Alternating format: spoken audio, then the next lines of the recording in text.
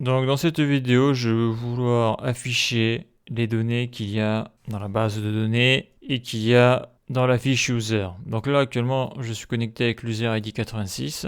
Donc là on peut voir que j'ai la route fiche user. Donc ça c'est toutes les fiches.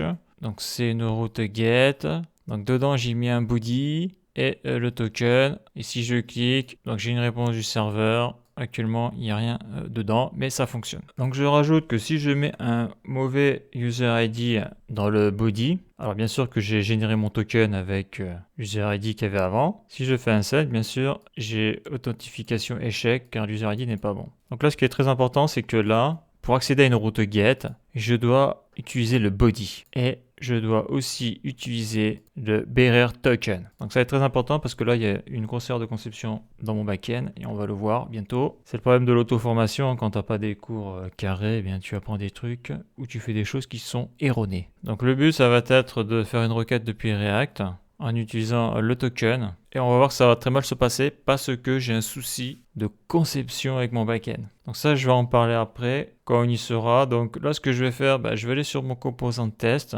Donc comme mon composant de test s'affichera, eh bien, il fera une requête à la web API et ça sera une requête get pour accéder aux fiches user. Donc quand j'aurai cette requête, après je pourrai le mettre dans un console log, voir si ça a bien marché. Car là mon but c'est vraiment d'avoir la réponse du serveur avant d'aller plus loin, parce que je n'ai pas encore été prendre le contenu d'une route protégée. Donc requête pour accéder à des ressources protégées qui nécessitent un token et dans mon cas un user ID. Mais on va voir que c'est une erreur. Parce que je vais avoir une erreur et cette erreur m'a appris un truc que je ne savais pas. Donc ça, je le cache.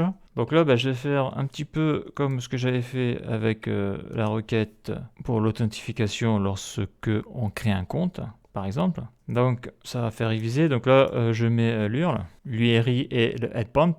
Et donc ici, l'URL, c'est celle-là. Là, je vais d'ailleurs mettre 81. Alors non, c'était 83, il me semble. Alors, c'était 86, il est ici. 86. Ça marcherait mieux comme ça. Donc ça marche très bien. Hein. Sur Postman, ça marche super bien. C'est ça le problème, c'est que sur Postman ça marche, mais sur React c'est pas la même musique parce que ça passe par le navigateur. Donc j'ai fait un CTRL C, voilà l'URL. L'URI plus le endpoint. Donc ça c'est facile, jusque là tout va bien. Donc après je vais faire comme ce que j'avais fait avant, une fonction que je vais appeler fetch, un gestionnaire de fetch. Donc fetch handler. Fetch handler. Donc un gestionnaire de récupération, donc après je pourrais lui mettre un nom, mais là pour le moment ça sert à rien. Ça sert à rien, là c'est un composant de test, donc déjà faire la requête avec le bon header, c'est-à-dire réussir à envoyer le token à la web API plus mon user ID pour avoir accès aux ressources, ça sera déjà bien. Donc là, faut pas oublier le async, là je peux peut-être zoomer un petit peu, voilà, donc le try, le catch.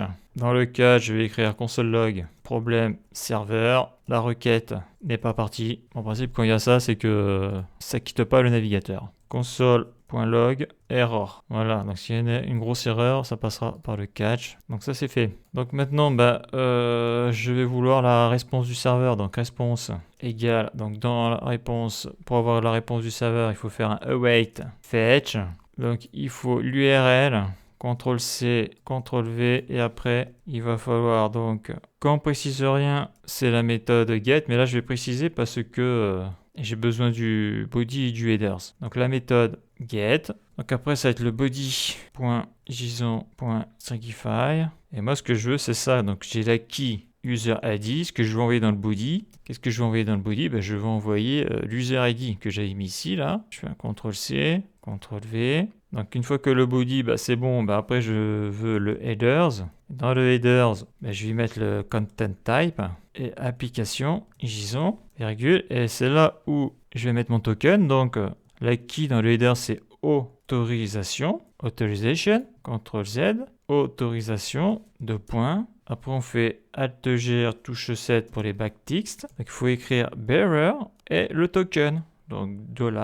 Alt-GR 4 et le token il est ici, il est dans le contexte, token, dans la key, CTRL-V, maj Alt-F c'est bon, donc cette partie là est bonne, donc après quand je vais avoir la réponse du serveur qui est ici, il faut que je convertisse ça, et donc là autorisation bearer, c'est parce que dans le type c'est bien bearer token, là, c'est comme ça que ça s'écrit, et après ici on serait dans le authorization, on le voit là, je l'ai coché là, quoi, il est coché d'office. Autorisation, c'est la key. Et la value, c'est le bearer. Et on le voit là. On voit mon token. Là. En tout cas, sur Postman, on le voit bien. Par contre, il y a un truc que l'on voit pas là, c'est le body. Là. Le body, il est ici. Là. Ça passe pas par le même endroit. En tout cas, ça passe pas par le header. Ça passe par le body. Donc ça, c'est bon. Donc après, je me mets ici. Qu'est-ce que j'ai besoin? Donc, la data response, il faut que je la convertisse. Hein. Donc la data response, il faut la récupérer. Donc await response.json. Donc là, il est converti. Donc après, if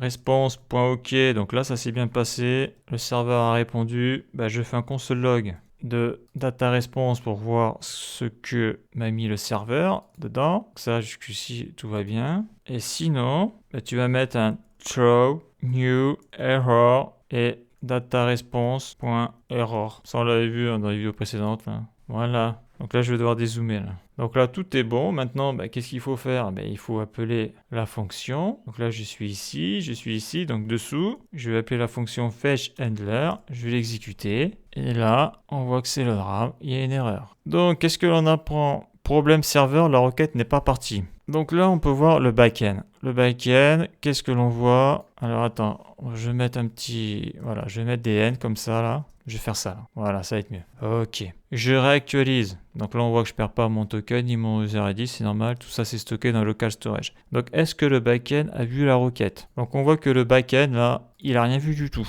Donc ça veut dire que ça n'a pas quitté le navigateur. Alors, problème serveur, la requête n'est pas partie. Exact. Là, il me dit fail to execute fetch or Windows.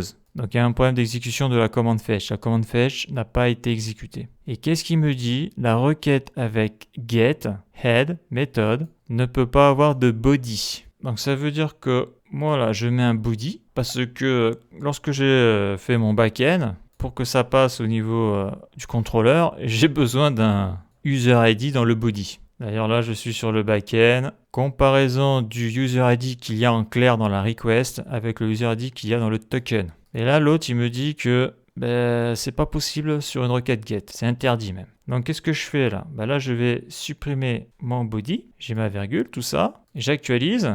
Et là, il me dit 401 unauthorized, erreur d'identification. Donc là, il y a eu un truc avec le serveur. Mais là, il me dit que je ne suis pas autorisé à accéder aux ressources qu'il y a dans le fichier user. Donc si je regarde le backend, qu'est-ce que l'on voit là? Donc il me dit que, j'ai cette requête là, il me dit qu'il a décodé le token. Donc user ID 86 c'est bien ça, donc ça c'est le temps de validité du token. Il me dit que authentification du regbody, contenu user ID décodé token user ID, ok donc c'est bien 86, il l'a. Par contre regbody.userid dans le body de la request est undefined. Mais comme on l'a vu, je ne peux pas envoyer des données par le body. Donc il faudrait que je passe par l'URL. C'est pour ça qu'il met un 401 parce que ça passe pas là. Cette partie du code là, elle ne passe pas. Donc en faisant mes recherches, je me suis rendu compte qu'il était inutile de faire passer un user ID en clair car lorsque le serveur t'envoie le token, dans le token, il y a déjà l'user ID qui est codé. Donc après le backend, lui, il contrôle que quand tu fais ta requête, que l'user ID qu'il y a dans le token, c'est lui qui te permettra d'accéder aux ressources protégées. C'est-à-dire que quand tu te connectes avec ton email et ton password, ton email a un user ID dans la base de données. Donc si tu as le bon password, le backend va créer un token avec cet user ID là. Et donc quand tu fais des requêtes après à la web API, tu n'as plus besoin de l'envoyer en clair dans le sens où il faut envoyer le bon token. Si le token est expiré ou s'il est invalide, quand il va le décoder, il va le voir, il va voir que ton email et ton mot de passe te permettent d'accéder à un user ID qui correspond à ton email et qui est chiffré dans le token et après c'est lui qui le décode. Donc j'ai juste besoin du token et que l'user ID 86 n'ait accès donc que aux données de la base de données qui ont été créées par lui. Et là actuellement là, user ID 86 ça correspond à l'email test@test.com. Donc là on voit que ça marche très bien dans le sens où j'arrive à communiquer avec le serveur, mais le problème c'est que je ne le savais pas, mais dans une méthode get, tu ne peux pas envoyer, tu ne dois pas envoyer de body parce que le navigateur il va te jeter là. Là je le réactualise. Voilà, donc là j'ai de nouveau autorisé, j'ai de nouveau remis le body actif et il me dit que la requête avec get et head, la méthode ne peut pas avoir de body. Donc après, cet user ID là, je pourrais l'envoyer par le biais de l'URL ici. Et après il faudrait le récupérer du côté du backend. Donc je sais pas ce que je vais faire pour la prochaine vidéo, ce que je vais modifier, mais voilà, donc là, on peut voir que même si ça marche très bien avec Postman, dans la réalité avec la commande fetch, ça ne marche pas parce que ça c'est interdit. Le body c'est interdit. Donc il faudrait passer peut-être par params. Param, ça peut être, tu vois, user ID, là on le voit là, ça crée là dans l'URL. Et là je lui mettrai la value qui est 86. Ce serait comme ça qu'il faudrait faire, hein. Mais le souci c'est que si je fais un send là, je coupe ça, je fais un send et ça marche pas, hein. Ça peut pas marcher parce que c'est pas programmé sur le back-end. Il va pas récupérer la key et la value. Donc ça aussi ça peut être une solution ça. Donc là ce qu'il faut retenir c'est que le body il faut oublier. Si tu veux envoyer des données, il faut les envoyer par le biais de l'URL. Ou sinon, il faut utiliser que le token, mais il va falloir aussi faire des modifs sur mon back-end parce que là, cette partie-là, elle est pas bonne. Elle est pas bonne. Elle est pas bonne et comme j'ai dit, bon, moi je suis un peu les cours d'Open Classroom, tout ça, et en réalité, les cours sont bidons parce que tout ça, c'est pas expliqué, tout ça. C'est des cours vite faits, là, ça survole les choses, et puis après, toi, tu cherches sur Google, tu perds un temps monstrueux, tu galères, et pour des conneries, quoi.